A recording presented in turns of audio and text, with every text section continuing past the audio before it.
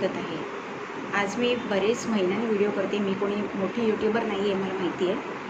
कोणी मला मिस केलं असेल असंही नाही, पण मी स्वतःहून या क्षेत्रात आलेली आहे। त्यामुळे मी काही काळ या क्षेत्रापासून दूर गेले होते, कारण मी एका महत्त्वाच्या कामामध्ये बिझी होते आणि त्या कामामध्ये बिझी असल्यामुळे मला यूट्यूबकडे लक्ष द्यायला वेळच मिळाला नाही। त्यामुळे भारतात काय किंवा जगात अनेक महत्त्वाच्या घडामोडी घडल्या, पण मी त्यावर कोणताही व्हिडिओ बनवू शकले नाही।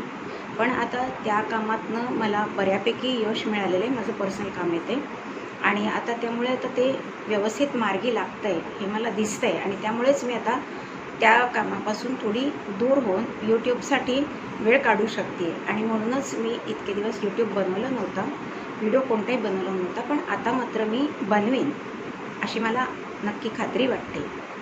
आता हे झालं माझ्याविषयी। आज मी आता इतके दिवसांनी जो व्हिडिओ करते तो सध्या अधिक मास चालू आहे, आपल्याला माहिती आहे, त्याच्याविषयी करते। तर अधिक मास संपत आलेला आहे, पण तरीसुद्धा अजून एक आठवडा बाकी आहे, म्हणून मी या संधीचा फायदा घ्यायचं ठरवलं आहे। आपल्याला माहिती आहे की दर 3 वर्षांनी हिंदू पंचांगानुसार एक अधिक महिना येतो। हा अधिक महिना का येतो याची कारणं अशी आहे की आपल्याकडे कालगणनेच्या 2 पद्धती आहेत। एक चंद्राच्या कलेनुसार केलेली कालगणना, याला आपण चंद्रवर्ष असं म्हणतो, आणि पृथ्वीला सूर्याभोवती एक प्रदक्षिणा पूर्ण करायला जो कालावधी लागतो त्याला आपण एक सौरवर्ष असं म्हणतो। आता एक चांद्रवर्ष जे असतं ते साधारणपणे 354.36 म्हणजे 36 इतक्या दिवसांचं असतं, आणि एक सौरवर्ष जे असतं ते 365.22 म्हणजे 365.24 इतक्या दिवसाचं असतं। याचाच अर्थ असा आहे साध्या सोप्या भाषेमध्ये की चांद्रवर्ष हे 29 दिवसाचं असतं अंदाजे, आणि सौरवर्ष हे 30 किंवा 31 दिवसाचं मानलं जातं। तर अशा प्रकारे या म्हणजे कालगणनेमध्ये आपल्याला दिसतं की प्रत्येक वर्षी हा 11 दिवसाचा फरक पडतो। म्हणजे आपण म्हणतो वर्षाप्रमाणे 29 दिवसाचा महिना आणि सौरवर्षाप्रमाणे 30 दिवसाचा, म्हणजे प्रत्येक महिन्यात एक एक दिवस असं आपण ॲव्हरेज कॅल्क्युलेट केलं तर अंदाजे 11 दिवसाचा फरक या 2 पद्धतीमध्ये पडतो। आणि हा फरक भरून काढण्यासाठी म्हणूनच अधिक महिना हा दर 3 वर्षांनी आपण मानतो। आता यावर्षी अधिक ज्येष्ठ महिना आहे, आणि नॉर्मल जो महिना असतो म्हणजे चैत्र वैशाख ज्येष्ठ, या ज्येष्ठ महिन्याच्या रेग्युलर ज्येष्ठाच्या आधी हा अधिक महिना आपण मानतो, म्हणजे गणला जातो। आता यावर्षीचा अधिक महिना हा ज्येष्ठ अधिक महिना आहे, आणि तो 17 मे 2026ला सुरू झालेला आहे, आणि तो 15 जून 2026 पर्यंत राहणार आहे। या दिवशी अमावस्या आहे, आणि या दिवशी अधिक ज्येष्ठ महिना संपणार आहे, आणि 16 जूनपासून निज ज्येष्ठ हा महिना सुरू होणार आहे। त्यामुळे आपल्याला माहिती आहे कदाचित यावर्षी पाऊससुद्धा थोडा पुढे जाण्याची शक्यता आहे, कारण ज्येष्ठ महिनाच उशिरा लागतो आहे। दुसरा एक प्रश्न असा पडतो की चैत्रापासून फाल्गुन महिन्यापर्यंत नेमका कोणता महिना हा अधिक महिना मानायचा, याबद्दल काही नियम आहेत का? तर आहेत। त्याचं एक कारण आहे की पौर्णिमा जी असते त्या पौर्णिमेच्या दिवशी चंद्र हा ज्या नक्षत्राच्या जवळ असतो त्या नक्षत्राचं नाव त्या महिन्याला दिलं जातं। ह्यावेळेला तो ज्येष्ठ नक्षत्राच्या जवळ होता म्हणून ज्येष्ठ महिन्याला। आणि दुसरं असं आहे की अधिक महिना म्हणजे एका चांद्रमासामध्ये, म्हणजे एका अमावस्येपासून दुसऱ्या अमावस्येपर्यंत सूर्य जर एका राशीतून दुसऱ्या राशीत गेला नाही, म्हणजे सूर्याचं संक्रमण झालं नाही, संक्रांती झाली नाही, तर तो महिना हा अधिक महिना मानला जातो। त्यावेळेला सूर्य ज्या राशीत होता त्या राशीचं जे नक्षत्र असतं त्या नक्षत्रानुसार अधिक महिना हा कोणता येणार हे ठरवलं जातं। अशा प्रकारे यावर्षी ज्येष्ठ अधिक झालेला आहे, आणि आता निज ज्येष्ठ हा 16 जूनपासून सुरू होणार आहे। तर ही थोडक्यात अधिक महिन्याविषयीची माहिती आहे। आता आपल्याला माहिती आहे विष्णू सहस्त्रनाम आपण म्हणतो की अधिक महिन्यामध्ये विष्णूंची, भगवान श्रीहरी श्री विष्णूंची आपण जेवढी उपासना करू, आराधना करू, किंवा कोणत्याही देवतेचं देवाचं गुरूंचं स्मरण आपण करू, त्याचं पुण्य आपल्याला आपण नॉर्मली जे नामस्मरण किंवा स्तोत्र वाचन पठण करतो त्याच्यापेक्षा कैक पटीने जास्त मिळतं.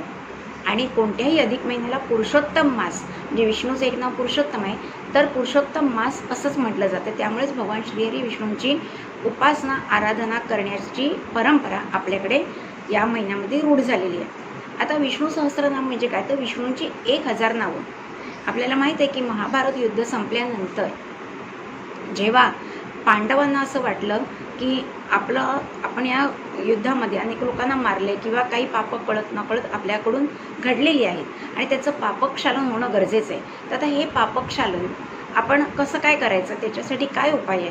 त्यावेळेला श्रीकृष्णाने असं सांगितलं युधिष्ठिराला की आपण भीष्माचार्यांना विचारूया, पितामह भीष्म जे आहेत त्यांना विचारूया. त्यावेळेला ते मृत्यूशय्येवर होते, हेही आपल्याला माहिती आहे. त्यांनी त्यांचा जीव रोखून धरला होता, कारण त्यांना त्यांचा प्राणत्याग हा उत्तरायणात करायचा होता. कारण उत्तरायण जे आहे त्या उत्तरायणामध्ये जर एखाद्या माणसाचा जीव गेला तर त्याला सद्गती मिळते, मोक्ष त्याला लवकर मिळतो, अशी आपल्याकडे मान्यता आहे. आणि त्यामुळेच भीष्माचार्यांनी त्यांचा जीव रोखून धरला होता उत्तरायण सुरू होईपर्यंत. तर त्यावेळेला ते मृत्यूशय्येवर होते, आपल्याला माहिती बाणांच्या शय्येवर होते, तरीसुद्धा पांडव श्रीकृष्णासह भेटायला गेले पितामह भीष्म यांना. आणि त्यांनी भीष्मांना विचारलं की आमच्या हातून जी पापं घडलेली आहेत किंवा जे काही आमच्या हातून वाईट कृती घडलेल्या आहेत त्याचं क्षालन होऊन आम्हाला मोक्ष प्राप्त व्हावा म्हणून आम्ही काय केलं पाहिजे, कोणत्या देवाची उपासना केली पाहिजे किंवा कोणत्या स्तोत्राचं पठण वाचन केलं पाहिजे, काय उपासना केली पाहिजे हे सांगा. त्यावेळेला भीष्म असं सांगतात की या जगामध्ये श्रीहरी श्री विष्णू जे भगवान विष्णू आहेत त्यांची आराधना ही फलदायी मानली जाते. आणि त्यांच्या एका नामाने सुद्धा आपल्याला अनेक पापातून मुक्तता होते. यस्य स्मरण मात्रेण जन्म संसार बंधनात विमुच्यते नमस्तस्मै विष्णवे प्रभविष्णवे असं सुरुवातीला म्हटलेलं आहे की त्यांच्या नामस्मरणानेच आपल्या पापाचं क्षालन होईल. आणि त्यामुळे तुम्ही विष्णू सहस्त्रनाम घ्या. आणि ही भगवान विष्णूंची 1000 नावं भीष्माचार्यांनी पांडवांना सांगितली. आणि हेच ते विष्णू सहस्त्रनाम. प्रश्न असा पडतो की ज्यावेळेला भीष्माचार्य हे विष्णूंची 1000 नावं सांगत होते तेव्हा ती कोणी लिहून घेतली होती का, तर नाही. त्यावेळेला रणांगणात ते होते आणि तिथे लिहून घेण्याचा लेखनिक असाचा प्रश्नच उद्भवत नव्हता. आणि त्यामुळे मग आता हे जे विष्णू सहस्त्रनाम भीष्माचार्यांनी कथन केलं त्याच्यानंतर युधिष्ठिराने भगवान श्रीकृष्णाला विचारलं की आता हे आपण कसं लिहून घेणार, कारण आणि आठवणार कसं. बरं आठवली ही नावं तरी ती त्याचप्रमाणे आठवतील असं नाही, तर तुम्ही मला सांगू शकाल का. तुम्ही तर भगवान श्रीकृष्ण, तेव्हा भगवान श्रीकृष्ण म्हणाले तुम्ही जसं मंत्रमुग्ध होऊन हे ऐकत होतात तसंच मी ऐकत होतो. आता भगवान विष्णूंचाच अवतार आहे श्रीकृष्ण आणि श्रीकृष्ण स्वतःच 1000 नावं भीष्माचार्यांच्या तोंडून ऐकत होते तरीही ते मंत्रमुग्ध झाले होते. त्यानंतर मग युधिष्ठिराला पेच पडला की आता इथून मार्ग काय काढायचा. तेव्हा श्रीकृष्णांनी असा सल्ला दिला की 5व्या पांडव जे आहे म्हणजे सहदेव, तर त्यांनी गळ्यामध्ये शुद्ध स्फटिकाची माळ घेतलेली. आणि स्फटिकाचा एक गुणधर्म आहे की ते जे आपण बोलतो ते मुद्रित करून घेतो, म्हणजे ध्वनिमुद्रित करण्याची सोय थोडक्यात रेकॉर्ड होतं. तर त्यांनी असं सांगितलं की तुम्ही आता इथून गेल्यानंतर शिबिरात परत गेल्यानंतर तुम्ही सहदेवाला सांगा की तू स्नान वगैरे करून शुचिर्भूत हो. आणि सहदेव जो होता पांडव तो शंकराचा भक्त होता, शिवभक्त होता. त्यामुळे त्यांनी असं सांगितलं की त्यांना सांगा तुम्ही शंकराचं नामस्मरण घ्या. आणि जेव्हा सहदेव शंकराचं म्हणजे भगवान शिवाचं नामस्मरण करायला लागेल त्यावेळेला त्या स्फटिकातनं एक विष्णू सहस्त्रनाम तुमच्यापर्यंत येईल, ऐकायला येईल आणि ते तुम्ही लिहून घ्या. अशा प्रकारे उपाय पांडवांनी केल्यानंतर ते सगळी जी 1000 नावं होती ती त्यांना प्राप्त झाली आणि त्यातून हे विष्णू सहस्त्रनाम हे निर्माण झालं. आणि महाभारतामध्ये महर्षी व्यासांनी त्याचा समावेश करून घेतलेला आहे. तर ही विष्णू सहस्त्रनामाच्या उत्पत्तीची म्हणजे ते कसं रेकॉर्ड झालं आणि मुद्रित कसं झालं हे याची एक थोडक्यात कथा आहे आणि ही आपल्याला नक्कीच आवडली असेल. आणि त्यामुळे अजूनही जो एक आठवडा आहे पुढच्या सोमवारपर्यंत त्या काळात जास्तीत जास्त आपण भगवान श्रीहरी श्री विष्णूंची आराधना करावी, भगवान शिवांचं नामस्मरण करावं, आपल्या कुलदेवचं ते नामस्मरण करावं. त्यानंतर गणपती बाप्पा जे आहेत त्यांचंही नामस्मरण करावं. त्यामुळे तसंच दान धर्म हाही करावा आपण, म्हणजे भुकेलेला अन्न द्यावं किंवा ज्यांना शिक्षणाची गरज आहे त्यांची फी भरावी किंवा त्यांना पुस्तकं द्यावी. अशा प्रकारचे अनेक आता उन्हाळ्याचे दिवस आहेत, जाता येता जे पोलीस अधिकारी असतात किंवा रस्त्यावर काम करणारे, कन्स्ट्रक्शनवर काम करणारे जे मजूर आहेत त्यांनाही आपण पाणी पिण्याची सोय करून द्यावी, त्यांना पाण्याच्या बाटल्या वाटाव्यात. अशा प्रकारे आपण हे पुण्य जमा करू शकतो. आणि या महिन्यात आपण जी परमेश्वराची उपासना, सेवा, आराधना करू, जे दानधर्म पुण्य करू, दानधर्म करू, त्याचं पुण्य आपल्याला कितीतरी पटीने अधिक मिळतं. कारण अधिक मासाला पुरुषोत्तम मास असंच म्हणतात. हा भगवान विष्णूंनी स्वतःकडे घेतलेला महिना आहे आणि त्यामुळेच याचं महत्त्व खूप आहे. या काळात फक्त आपण कोणती शुभ कार्य, म्हणजे नवीन घराचा प्रवेश, लग्न कार्य, मौजी बंधन किंवा कोणत्याही गोष्टीचा मुहूर्त जर असेल, एखाद्या धंद्याची सुरुवात वगैरे, तर आपण ती करत नाही.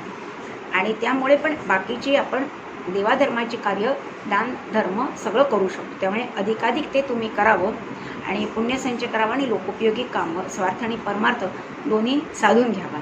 आणि ते तुम्ही करतच असाल. व्हिडिओ आवडला असेल लाईक करा आणि न्यूज परामर्शला सबस्क्राईब करा. पुन्हा भेटूया नवीन विषयासह.